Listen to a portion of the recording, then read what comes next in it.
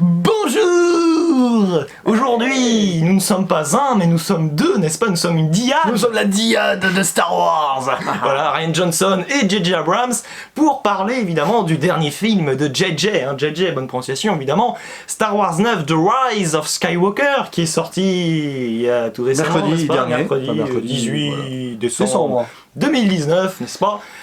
Eh bien, on va se poser des petites questions, on va dire, parce que on n'est pas d'accord, on le sait déjà, hein, voilà, en gros. Et tu vas m'expliquer, toi, pourquoi... Au fait, oui, pardon, Jude Melon, quand même, mon maître. Oui, aucune limite à mon pouvoir. Oui, c'est pas le patine, bien sûr. Oh purée. Et donc, eh bien, moi, j'ai pas trop aimé, mais tu vas m'expliquer pourquoi toi, tu as apprécié, comme ça, on va partir dans des débats, on va bien se marrer. Exactement. Vas-y. Mais d'abord, on va peut-être faire une partie non-spoiler. Hein. Oui, voilà. On va expliquer un petit peu. Bon, faire gaffe. Alors, déjà, bon, moi quand je suis allé au cinéma, moi personnellement, j'avais une attente mesurée sur ce film, sauf le matin où ça commençait à monter. Et pendant le film, bah, j'ai été à fond, la magie a opéré sur moi. Alors bien sûr que je vois des défauts et on va en parler parce que en discutant ensemble, on va se rendre compte de certaines choses. Mais je suis ressorti de là heureux parce que j'ai trouvé pour moi que ça marchait. Voilà. Ça marchait malgré le fait que le rythme soit peut-être un peu trop effréné par moment, malgré le fait que certaines choses arrivent trop brutalement. Mais j'ai trouvé l'ensemble finalement plutôt cohérent et c'était pas gagné après l'épisode 8 qui avait changé un peu l'épisode 7. Alors évidemment l'épisode 9 dit un petit peu va te faire voir à l'épisode 8 gentiment. Mais j'avoue que je m'attendais à pire en fait, et c'est pour ça que j'ai beaucoup aimé, puis j'ai ressenti de l'émotion, j'ai ressenti une tension, j'ai aimé les relations entre les personnages globalement, surtout Rey et Kylo Ren, hein, entre autres, voilà, mais surtout eux. Et finalement j'ai été aussi surpris par certaines choses, donc j'ai eu ce que je voulais, et je trouve aussi, et ça on va en préciser, qu'il est bien réalisé, et il est assez épique ce film, surtout sur sa fin, et on s'ennuie pas, voilà, le côté aventure à la Indiana Jones au milieu qui peut être remplissage quand on y pense, mais moi j'aime bien cette ambiance années 90, voilà, quête, voilà, trouver des trucs pour le machin, pour aller trouver ça fait un peu Avengers, un peu par moment avec les pierres, de fini d'ailleurs. Et il y a beaucoup de références aussi, voilà, à des films, si vous aimez la saga des Seigneurs des Anneaux, Harry Potter, il y a un petit côté Avengers vers la fin, c'est vrai que c'est un gros mix et tout, alors finalement c'est peut-être ça qui a énervé les fans de Star Wars aussi. Mais c'est marrant parce que quand on regarde les réactions, autant il y a des fans qui ont adoré ce film, d'autres qui ont détesté, et l'inverse, les gens qui découvraient ce film qui n'ont pas trop aimé et qui ont aimé.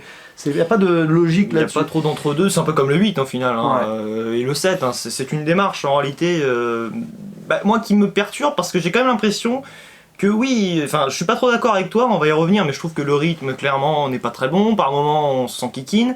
Mais c'est surtout un film, je trouve, qui a trop fait attention, on va dire, à ce que les fans ont pensé du 7 et surtout du 8. Oui, il y a du fan service. Ce qui fait quand même qu'il y a certains personnages qui sont très proches dans le 8, qui ici sont soit complètement dégagés de l'histoire, soit on nous les montre, mais vraiment de manière très anecdotique.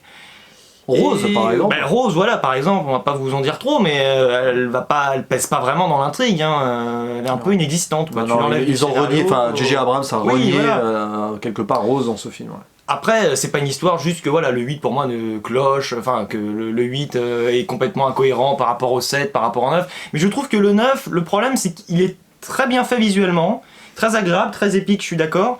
Mais le problème c'est que tu tombes sur des éléments scénaristiques qui d'un coup te font quand même suggérer que si c'était intervenu un peu plus tôt, c'est-à-dire dès le début, il n'y aurait pas eu de saga, tu vois ce que je veux dire ? Et c'est pour moi, je trouve que c'est un peu cousu de fil blanc et c'est un peu maladroit quand même si c'est, voilà, il y a cette magie qui opère. Moi j'avais quand même une attente démesurée, voilà le problème. C'est que dès la fin du 8, tu vois ce que je veux dire, hein, j'étais je sais, 2 ans. Alors, je l'ai eu par texto, par message vocaux pour 2-3 jours avant, et demain ça va être le jour J et tout. C'est ça, quelque part je m'étais dit, oulala, attention, tu te mets la pression, mais ça n'a pas raté. Et ça n'a pas raté.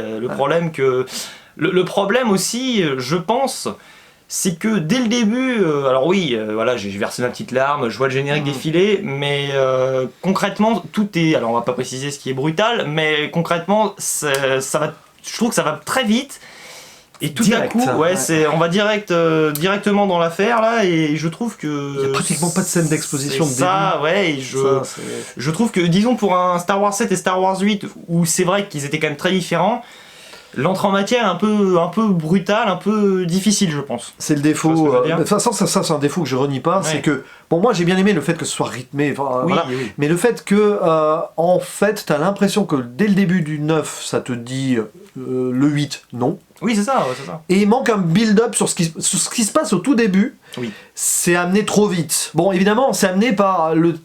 Sans trop spoiler, déjà avec le trailer, on sent qu'il va se passer des trucs. Mais direct, on nous met dans le vif du sujet. Et on se dit, là, c'est quand même dommage que pour la cohérence de la trilogie, surtout, ça n'a pas été vraiment préparé par avant. Voilà. C'est ça, et ça a été modifié parce que moi j'ai quand même l'impression que c'est pas le film original. Il a été complètement. Pour moi, il a été un peu. Si Rian Johnson avait fait le film, il aurait pas fait le film pareil. Par exemple. Clair, oui. D'ailleurs, ça aurait été. J'aurais été très curieux de voir ce qu'il aurait fait, Rian Johnson. Il faudrait lui demander en interview un jour s'il y a des cinéastes connus qui écoutent et qui veulent lui poser la question. Parce que ça, je pense qu'il aurait été embêté vu ce qu'il a fait du 8, mais bon. Après, c'est pas une histoire que, par exemple, J.J. Abrams dans le 7 est trop classique et que là, c'est complètement le même problème dans le 9. Moi, c'est pas le problème. Enfin, il y a un peu de fanservice quand même. Oui, il y a des personnages quand même. Bon, voilà, ils sortent un peu de nulle part, mais bon, il faut les côté académique. C'est ça. On essaie, voilà. En gros, les nostalgiques de la première trilogie, à mon avis, que, bon, de manière générale, tout le monde s'accorde à dire que c'est la meilleure, qu'elle est très appréciée, blablabla. En général, bon. On va quand même te faire un peu plaisir, mais oui, vas-y. Et j'ai pensé après avoir vu ton live, donc quand on tourne cette vidéo, le live il était hier. C'est ça. J'ai pensé aussi, il y a pas mal de parallèles avec le retour du Jedi. Et comme ce film, t'as eu un peu de mal avec, je pense que ça a aussi joué sur ton ressenti. Oui, c'est vrai. Non, mais c'est vrai que ça joue parce que bon, des fois il y a des parallèles qui sont trop grossiers, c'est-à-dire qu'on a les mêmes dialogues, on a les mêmes plans. Alors heureusement, encore heureux, c'est pas toujours les mêmes personnages parce que sinon là, on n'est pas sorti de l'auberge. Mais c'est surtout que moi je trouve que c'est trop facile. On peut dire oui, c'est pas exactement la même scène parce qu'on a juste transposé quelques personnages. Mais grosso modo, vu qu'ils ont au final un peu les mêmes caractéristiques, je trouve que quand je dis que le film est grossier, c'est que je trouve qu'on va prendre des particularités de personnages nouveaux entre guillemets qu'on connaît depuis pas très longtemps.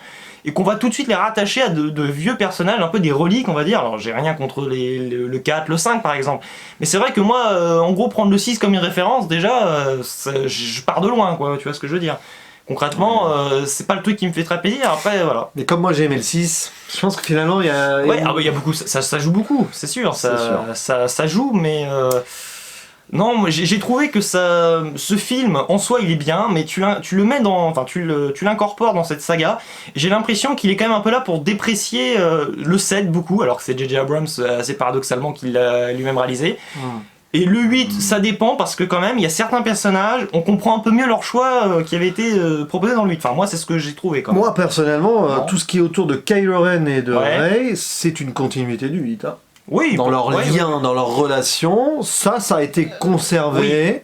Il y a une logique de la fameuse dyade. On n'en dit pas plus pour l'instant, mais on va pas tarder à partir. On va partir. Oui, on va tarder en effet. Parce que là, je pense que vous trépignez. J'ai failli gaffer en plus. J'ai failli lancer. Non, mais il y a quelque chose. Oui, non, mais il y a une atmosphère. L'atmosphère là, c'est ce qui fonctionne le mieux. C'est-à-dire que oui, il y a quand même cet esprit un peu Star Wars 4, Star Wars 5. Un peu Star Wars 6 surtout à la fin. C'est un peu un mélange de tous les films, mais pas vraiment les meilleurs passages. Autour des personnages de Poe Dameron, Chewie, compagnie, ça fait très ambiance pour la trilogie originale, quoi. C'est ça. Et Finn, évidemment. Finn, il est là. Finn, oui, voilà. Moi, j'ai un Stormtrooper tout pété, comme d'hab. Mais bon, moi, j'ai envie de dire sur ce genre de film, bon, je comprends qu'on ait un mauvais ressenti et tout. Un peu de frustration, mais, disons. Si tu veux. Je sais pas, moi, j'ai envie de dire que parfois, faut pas faire la fine bouche. Et savoir apprécier. Non, mais je comprends. Si j'avais eu une énorme attente et tout, je pense qu'il y aurait. Mais moi-même, je vois les défauts. Je les mûris mes défauts par rapport à ma vidéo que j'ai faite mercredi à la sortie. J'ai peut-être été parfois trop enthousiaste, mais je suis pas rentré dans les détails non plus. Mais c'est normal. Voilà. Et du coup, je pense que là, on va rentrer dans les spoilers. Ouais, allez, on y va. Ah là, on a. Alors vas-y, on te laisse faire ton fameux. Alors, comment attention, à partir de là, spoiler. Donc, regardez le timing. Tu feras que chapeau pour les timecodes. Ah oui, je sais pas les mettre en bleu. Voilà, et revenez à la fin de la vidéo, ça fait une conclusion hors spoiler. Voilà, exactement. Et donc, dès le début du film, attention, vous êtes partis. Vas-y, je te laisse enclencher. Qui apparaît direct. Alors, c'était annoncé dans le trailer et compagnie. On s'attendait à ce que ça soit build-up, qu'il apparaisse au bout d'une heure. Et qui, directement, dès le début du film, on a la révélation sur Palpatine, aucune limite à mon pouvoir. Oui, il est de retour et on sait comment. Bah, on sait comment. Non, on ne sait pas comment. Non, mais on sait sous quelle forme. C'est pas un fantôme, c'est pas un flashback, c'est bizarre. En gros, c'est un clone, Oui, et alors d'entrée de jeu, là c'est quand même là que le Star Wars 8 se fait un peu dégager d'entrée.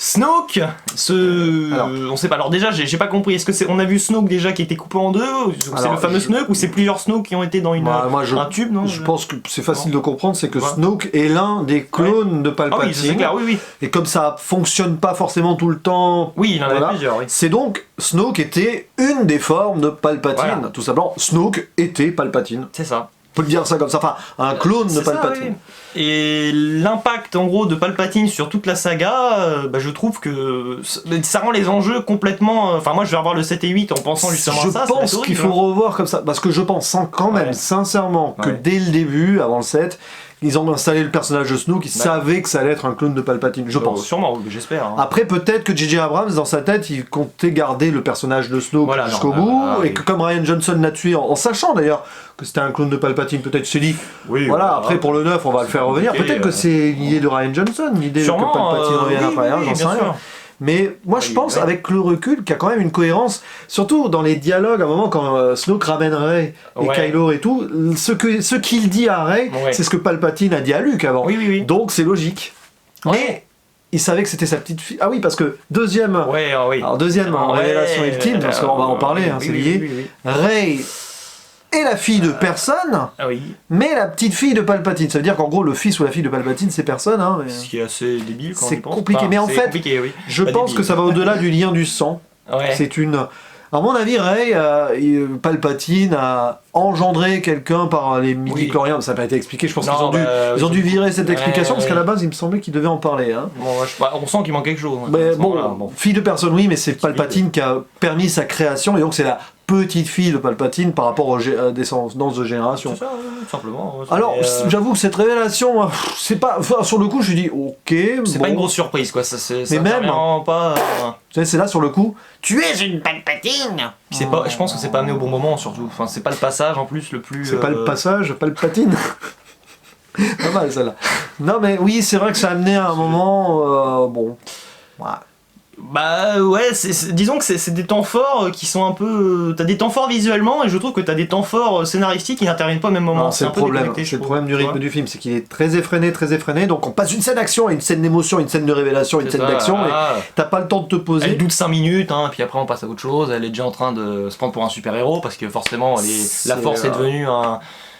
Ok, dans le 8, le passage Leia Superman, moi j'avoue que j'adhère pas. Mary Poppins de l'espace, comme dit David de Film Toto. C'est ça.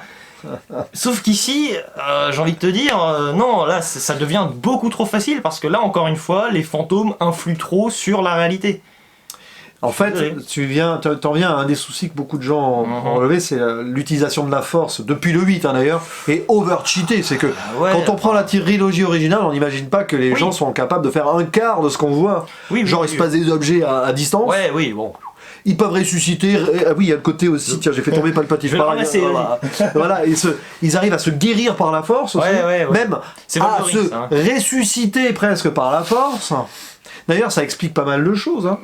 Aussi, c'est-à-dire que la force est capable de tout. C'est donc de vaincre la mort. Et quelque part, c'est pas expliqué et tout, mais c'est assez sous-entendu pour que ça soit cohérent. C'est pour ça que je parlais de cohérence. Oui, non, je comprends. C'est que on n'en fait pas des tonnes et tout. C'est que c'est pas expliqué, mais on le voit, on sent.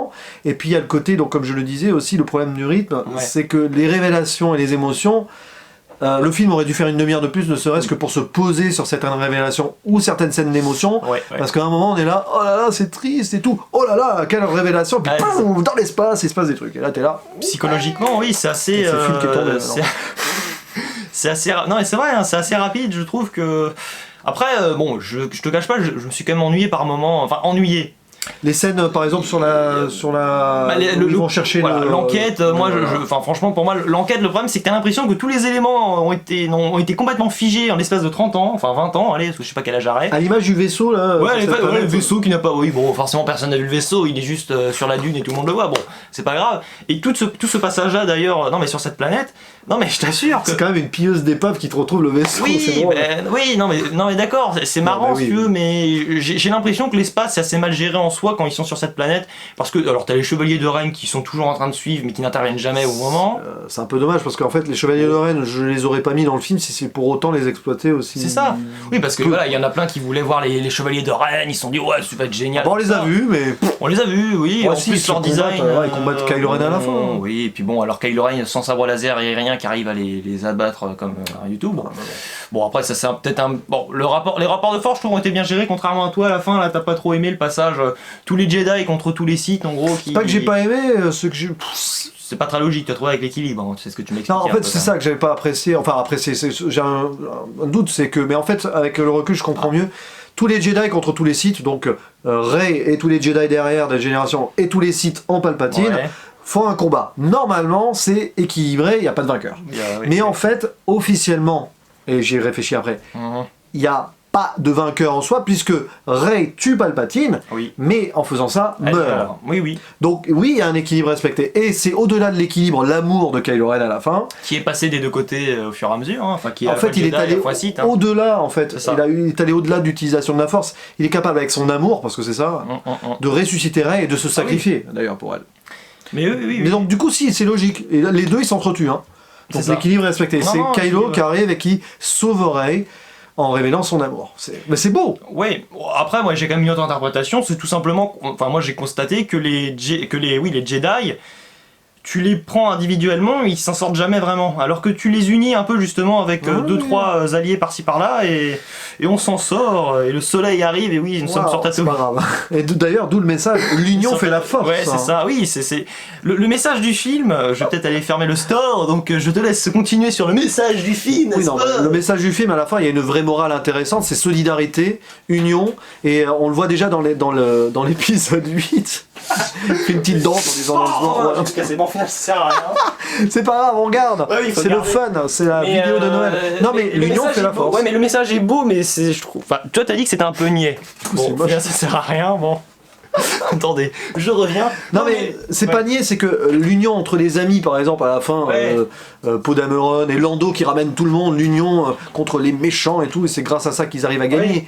Donc c'est ça le message, c'est solidarité, union, et chaque petite chose est très importante dans la galaxie, parce que même le petit droïde, quand on voit, et tout, qui est recueilli, qui a été un petit peu maltraité et tout, et ben c'est grave, c'est pas ça, c'est que j'ai trouvé ça, ouais bon pourquoi, mais c'est sympa, c'est mignon pour les enfants en fait, c'est que ce petit droïde avait des informations hyper importantes sur la localisation de cette planète Exogol, qui fait très Seigneur des Anneaux quand même comme nom. C'est le Mordor à la fin, Exogol. Hein. Vous regardez la fin, tu l'as vu la trilogie Seigneur des Anneaux ? Bah, la fin c'est le Mordor et tout. Hein. C'est ça, C'est la même, c'est marrant.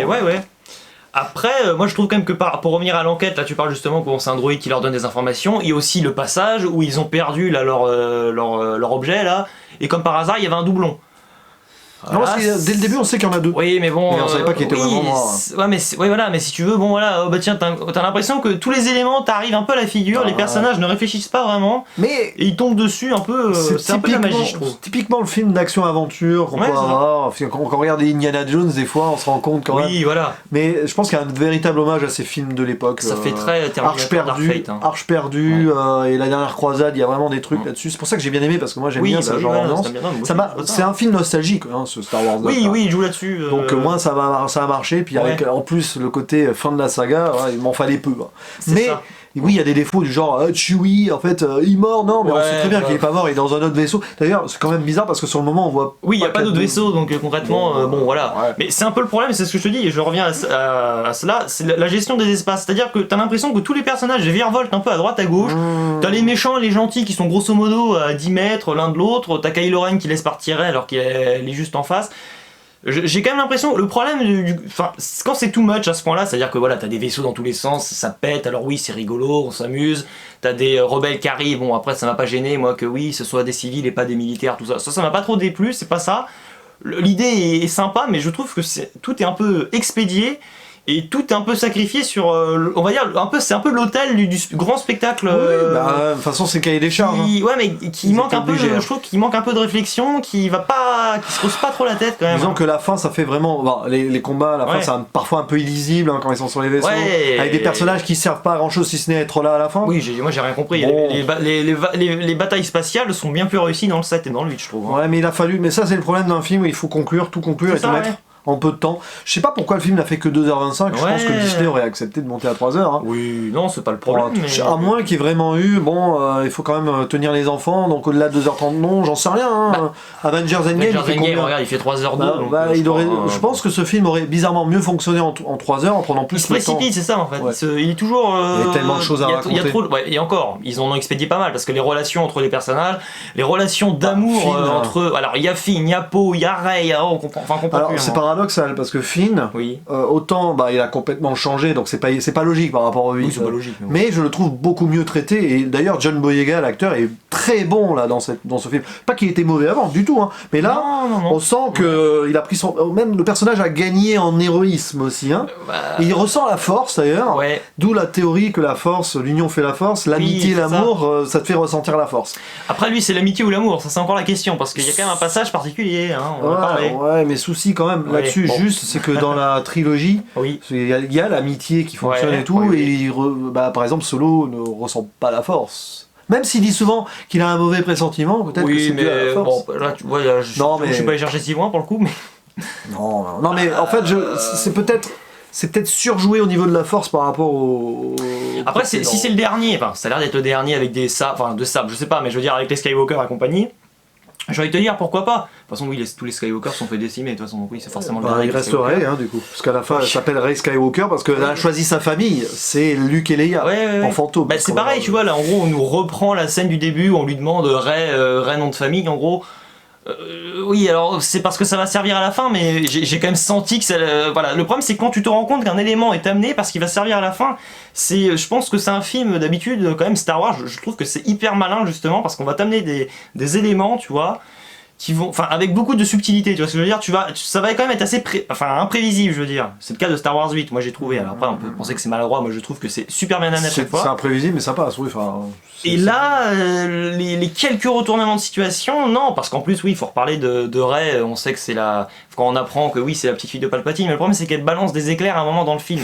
J'ai tout de suite compris que c'était une Palpatine, je veux dire. Après, on aurait pu imaginer, elle utilise la force. Le problème c'est les mêmes rayons, c'est le... mais tu vois ce que je veux dire, c'est la même gestuelle. J'ai senti, du coup c'est dommage, j'ai senti le truc venir, et je suis assez déçu. J'ai quand même l'impression, il faut que je le revoie parce que concrètement ça me fait le même effet que le 8.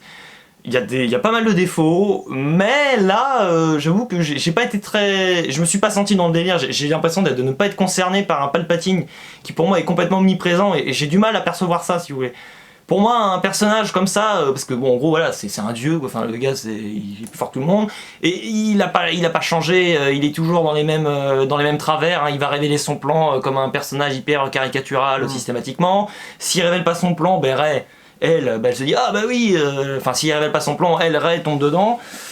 Je trouve que le problème, c'est que ça rabâche un peu, ça mouline un peu dans la semoule, si tu veux, tu vois ce que je veux dire. J'ai un peu ce problème, c'est que j'ai l'impression que limite la trilogie, il fallait l'arrêter à la fin du 8, quoi, s'il n'y avait plus rien à dire. Tu vois, quoi, c'est presque un peu cette impression, quoi. Ou il aurait fallu ou attendre, je sais pas. Deux épisodes en gros, il manque presque un truc entre 8 et 9, quoi. Oui, moi je te l'avais dit avant la sortie, je t'avais dit, je pense qu'à mon avis, la bonne idée serait de faire un 9 et un 10. Et en fait, on a eu le 10 directement. Non, mais c'est vrai. Oui, ouais. Non, mais ils ont été obligés. Le problème, c'est que J.J. Abrams a voulu reprendre le projet. Je sais pas comment ça s'est passé parce qu'il voulait pas le faire le 9 à la base. Ouais, et du coup, il a voulu corriger ce que Rian Johnson a fait et ça a fait donner un truc où il fallait aller vite dans tous les sens. Et c'est vrai que du coup, on y perd peut-être quelque chose. Mais franchement, après, il a quand même super bien géré son truc parce que c'était vraiment pas gagné d'avance. Oui. Après, je trouve que. Oui. Il utilise très bien la musique. Puis il réalise bien parce qu'il il sort de son cliché réalisation, je trouve d'ailleurs. Même si ça reste académique, il va aller au-delà de ça. Oui, non, il y a de bonnes scènes. Je trouve que l'éclairage, par contre, pour le coup, l'éclairage, je trouve qu'il est bien mieux géré que dans le 7, même si c'était pas non plus une grosse critique négative que je faisais au 7 particulièrement. Mais oui, malgré tout, c'est marrant que tu en parles parce que moi j'ai pas reconnu J.J. Abrams, j'ai justement eu l'impression qu'il était un peu cadenassé et un peu emprisonné. Ah, j'arrive pas à faire mon film, j'ai du mal à faire, imposer un peu mes idées. Il a eu des directives précises, je pense. Ça se sent. Ouais. Et d'ailleurs, oui, il faut y revenir, mais le personnage de. Enfin, Carrie Fisher. Ah oui, alors Leia. Alors là, moi. Autre révélation, enfin, non pas révélation, mais qu'arrive-t-il à Leia? Alors déjà, il faut recontextualiser. Carrie Fisher étant décédée avant même le tournage du 9. Hein, avant la sortie du 8. Et même avant la sortie du 8, mais elle avait déjà tourné. Voilà. Et ben, ils ont été obligés de reprendre des scènes coupées ou des rushs en fait du 7, et peut-être un peu du 8, je ne sais pas. Du 7, je crois seulement. Que du 7 pour la mettre là. Alors, c'était un exercice périlleux, ils ont dû se prendre la tête. Ça passe à 80%, on va dire que franchement. Voilà, bon, et malheureusement, certains dialogues, on sent que. On sent que c'est un puzzle, hein, c'est ça, c'est. On essaie d'arranger. D'ailleurs, dans la mise en scène, on sent bien que même J.J. Abrams joue là-dessus, il dit vous le savez, hein, vous qui regardez qu'on a été obligé de réutiliser. C'est ça, t'as plan Ray, plan Leia. Limite, parfois même, ça en est drôle parce qu'on sent, regardez, je vais vous montrer comment je me débrouille. Oui, c'est ça.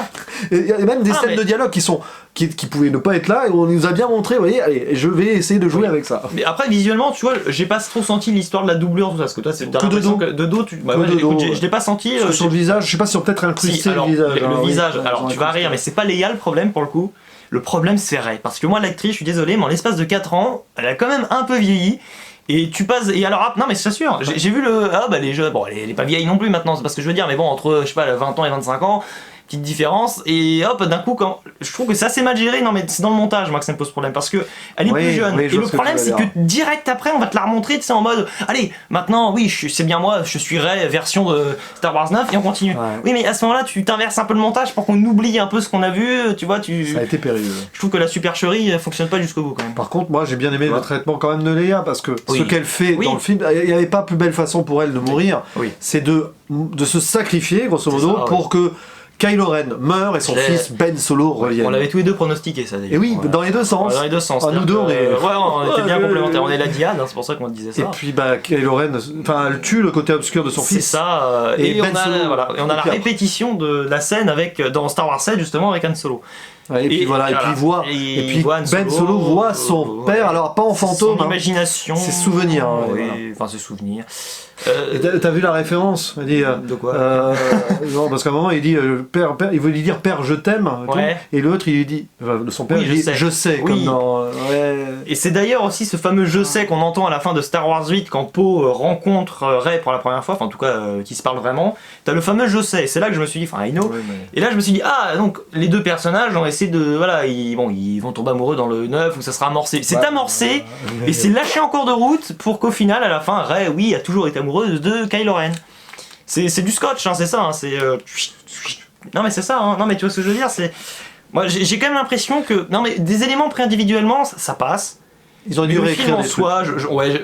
J'ai du mal à y croire. Pareil, à un moment il y a soi-disant, oh tiens, tout à coup, ça arrive toujours au bon moment, c'est le vaisseau, on sait pas pourquoi, mais le Faucon Millenium il marche plus. Du coup, pour atteindre l'étoile de la mort, l'étoile de la mort, on est obligé d'y aller en bateau, ou je ne sais quoi, ou utiliser un speeder. Il y a eu de la réécriture en cours de route, il y a eu des scènes tournées, du coup ils ont gardé, puis non mais ça se sent. Ça se sent, c'est ça. Et moi, beaucoup ont utilisé cette expression. Alors moi, je ne dirais pas que c'est artificiel, je dirais que des fois ça fait un peu faux. C'est peut-être encore pire. Mais je trouve que forcé. C'est forcé, ouais. Après la démarche en soi ça va. Enfin je veux dire, on sent que voilà, l'idée c'est de nous faire passer un bon moment, un très bon moment. Ok. Mais moi j'ai envie de te dire, tu peux essayer aussi de te casser un peu la tête. Enfin ça a été fait, du coup ils sont cassés la tête pour changer le scénario parce que le 8 n'a pas plu, blablabla, ça se sent. Mais au final j'ai l'impression que Disney là s'est dit, ou J.J. Abrams, je sais pas. On va éviter les critiques désastreuses, donc on va faire un peu ce que tout le monde a envie de voir. Et moi, c'est ça un peu le problème, c'est que j'ai quand même l'impression...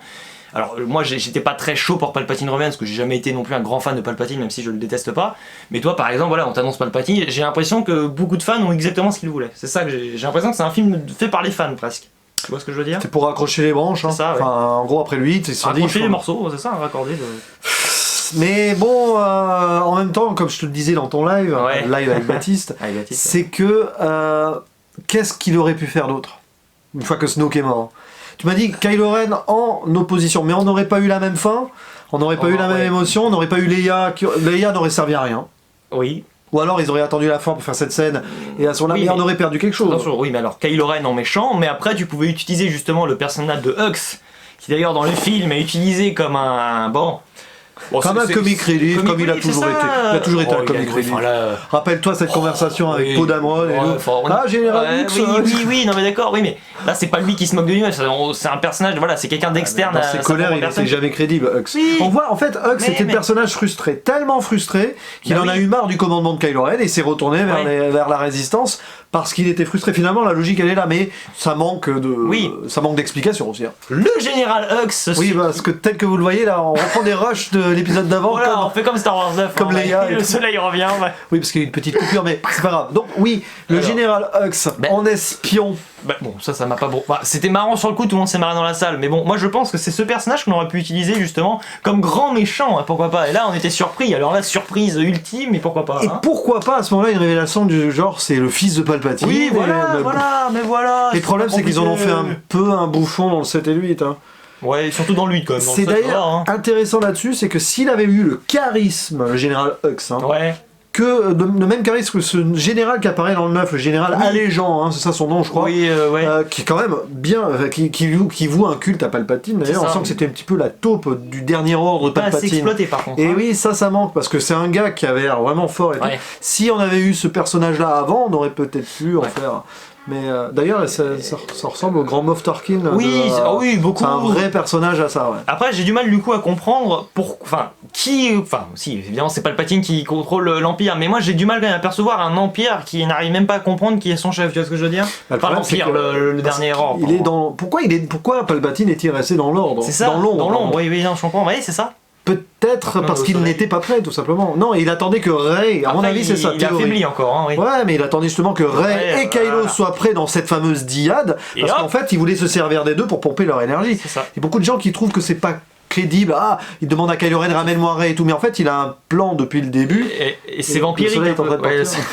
C'est vampirique un peu. Et c'est un lien d'ailleurs avec Snoke d'ailleurs dans Star Wars 8 où justement à un moment il contrôlerait et puis t'as Rey qui est dans la même position, qui est dans la bande-annonce aussi du 8. Et qui veut les réunir, donc c'est pour ça que Snoke c'est Palpatine.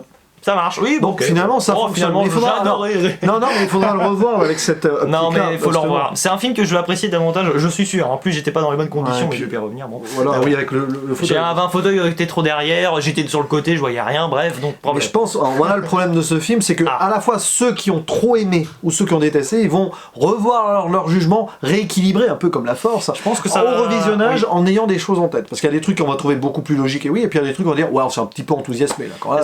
En moyenne, je pense que l'appréciation sera la même au deuxième visionnage, mais ça va un peu se par exemple, ceux qui ont mis des 9 sur 10 vont redescendre peut-être à 8, ceux qui ont mis des 6 vont monter à 7. Par exemple, je pense que je vais monter peut-être, mais j'étais parti à 5, donc voilà, en une journée déjà, avec tu vois un peu de recul. C'est un peu monté, donc je te propose une conclusion avec ta note. Oui, alors des notes à la fois sur Sens Critique et Captain Watch. Nos deux partenaires, enfin Captain Watch, c'est notre partenaire de cœur. Sens Critique, c'est juste un site sur lequel on aime bien être. On est content. Alors oui, ma note, c'est vrai que c'est compliqué parce que j'ai donc mis un 8 sur 10 sur Sens Critique. Ça peut osciller entre 15 et 17 selon. D'accord. Le deuxième visionnage, je pense pas que ça ira en dessous ou au-dessus.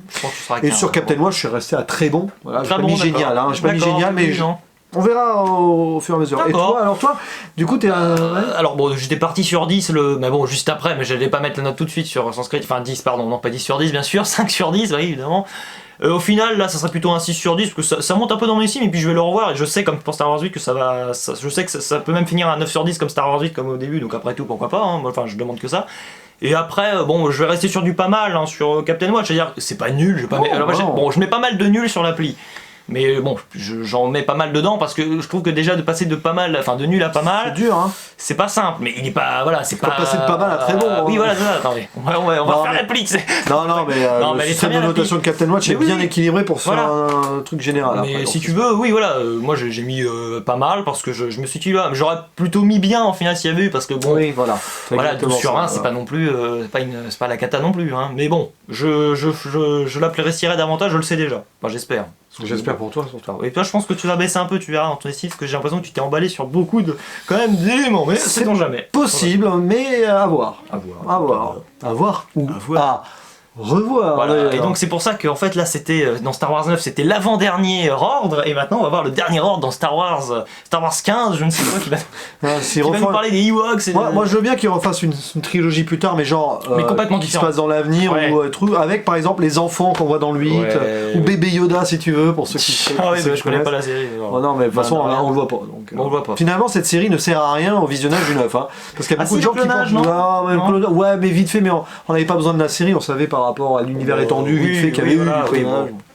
Bon, mais bon. Bon après si tu aimes bien voir la série, il faut essayer de voir la série, enfin c'est pour moi Après- l'utilité de la série, il faut la regarder comme Après, ça. tel j'ai quel, je pas pense vu l'épisode 10 qui est sorti apparemment. Ah bon. À la veille de la sortie américaine, voilà. donc il y a peut-être un truc dedans, mais c'est bête pour nous du coup. Après on comprend quand même si moi je trouve que c'est un peu simpliste, mais on comprend quand même, on accepte malgré tout à peu près ce qui se passe, enfin, c'est mon cas. Même si voilà, c'est une petite concession un peu Star Wars 9 et c'est un film qui se mérite quand même, je pense. Et je pense que pas que je l'ai pas mérité, mais j'ai peut-être pas été assez dedans. Un film pour qui le se mériter. mûrit. Se mûrit, oui, se mérite aussi. Comme une bonne framboise Une dans bonne une framboise. tarte. Bon, un melon. Melon d'ailleurs pas très bon cet été d'ailleurs là, oui, j'aurais mis un 2 sur 10, tu vois. Je reviens Et dans la donc- lumière, je reviens dans l'obscurité. Ouais, je suis Non, le melon, le fruit, pas bon. Enfin, Ah bon, oui, cet non, été, bien sûr, bien cet sûr. été, j'étais un petit peu, non, peut-être aussi. un peu de sucre dedans, bon bref, n'est-ce pas? C'était sympa. Bref, voilà, encore un de mes tics de langage, mais c'est pas grave. Donc, écoutez, comme c'est ma vidéo, bah, c'est moi qui vais choisir la formule finale, n'est-ce pas? La formule magique, hein, comme Star Wars 9, un peu abracadabra. Ta gueule, c'est magique, comme disent les gens. Oui, c'est ça. Non, moi je dis abracadabra, c'est plus. Voilà. Tout à C'est un fait. peu Harry Potter, on n'y a pas parlé, mais c'est un Exactement. peu Harry Potter, n'est-ce pas? Donc écoutez, ciao et à la prochaine. Ah. Au revoir, oui, on en a marre là. Il fait trop chaud. On va cramer comme des merguez.